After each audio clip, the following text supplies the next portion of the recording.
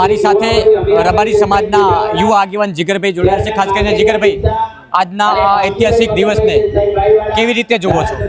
આજનો ઐતિહાસિક જે દિવસ છે એ સમાજની પ્રગતિનો છે, કારણ કે આવના મોંઘવારીના ટાઈમમાં સમાજ બંધારણ ઘડી અને ખર્ચાઓ ઘટાડી અને એ ખર્ચા ઘટાડીને જે ખર્ચ જે પૈસા છે શિક્ષણ તરફ, શિક્ષણની સંસ્થાઓમાં જેનો ઉપયોગ થશે, જેથી સમાજનું આગળ જતાં બહુ મોટું ઘડતર થવાનું છે।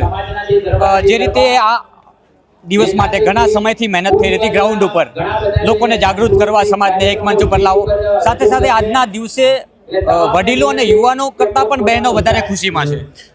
વડીલો, યુવાનો, ગામથી બહેનો પણ આવી છે વિશાળ સંખ્યામાં, કારણ કે બંધારણ બહેનોને વધારે પાળવાનું છે, કારણ કે જે સામાજિક પ્રસંગો સાથે બહેનો વધારે જોડાયેલી છે।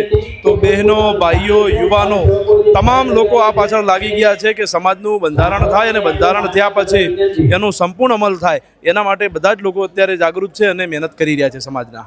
બિલકુલ આભાર। નરસિંહભાઈ, શું કેવું છે આજના દિવસે? અમારો સમાજ બહુ સુખી બને અને સારું આ બધું સાચવે, આ બંધારણ છે બધું સાચવે એ જ। શું કેવું છે? મારી સાથે માર્કેટ યાર્ડના ચેરમેન નારાયણભાઈ જોડાયા છે।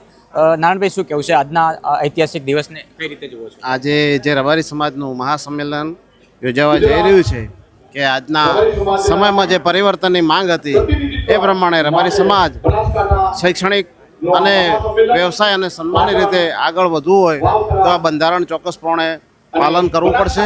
અને જે પ્રમાણે યુવાનોનો ઉત્સાહ અને વડીલોનો અનુભવ થકી આજે જોતા એવું લાગે છે કે આ બંધારણ ચોક્કસપણે પાલન થશે અને આવનાર સમયની અંદર બીજા સમાજોને પણ આ સંદેશ મળશે કે અત્યારે શિક્ષણના યુગમાં ખોટી દેખાદેખીથી બચી અને તેનો સાચો ઉપયોગ આપણા સમાજ કલ્યાણ માટે થાય અને રાષ્ટ્રને મજબૂત કરે।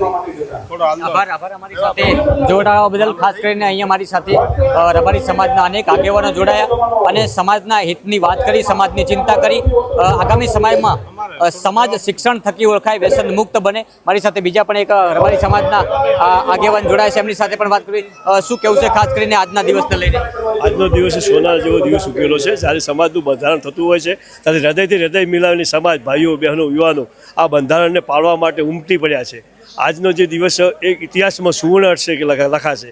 આજે જે અત્યારે કાર્યક્રમ થઈ રહ્યો છે એમાં પ્લાસ્ટિક નાબૂદ, અત્યારે માટીના કપાસમાં ચા પી રહ્યો છે કે જે પર્યાવરણને લઈને, સંરક્ષણને લઈને, પાણી વિશે પણ સમાજે વિચાર કર્યો છે કે ભાઈ કોઈ સમાજનું નુકસાન થતું હોય તો સમાજ આટલા લોકો 40-50 હજાર લોકો આવતા હોય તો પ્લાસ્ટિકનો ઉપયોગ ન થવો જોઈએ, એના માટે માટી ઉપયોગ થયો છે। આ કાર્યક્રમની અંદર શિક્ષણ અને આગળના ભવિષ્ય માટે, દીકરા દીકરીઓ માટે જે ખર્ચાઓ બચશે એ શિક્ષણમાં ઉપયોગી થશે અને ભવિષ્યમાં શિક્ષણ થકી સમાજનું શ્રેષ્ઠ અને રાષ્ટ્રના નિર્માણમાં, ભારત માતાના કામમાં ઉપયોગી થશે।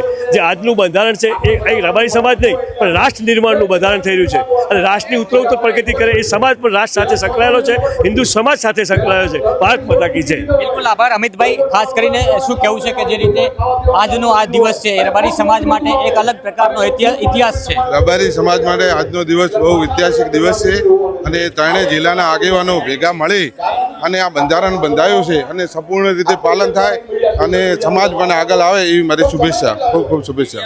આભાર અમારી સાથે જોડાવા બદલ। તો આજનો આ દિવસ હતો એ એક ઐતિહાસિક દિવસ છે, રબારી સમાજ માટે એક ઉજાસ પાથરનાર દિવસ છે, રબારી સમાજના ભવિષ્યના ઘડતર માટેનો આ દિવસ છે।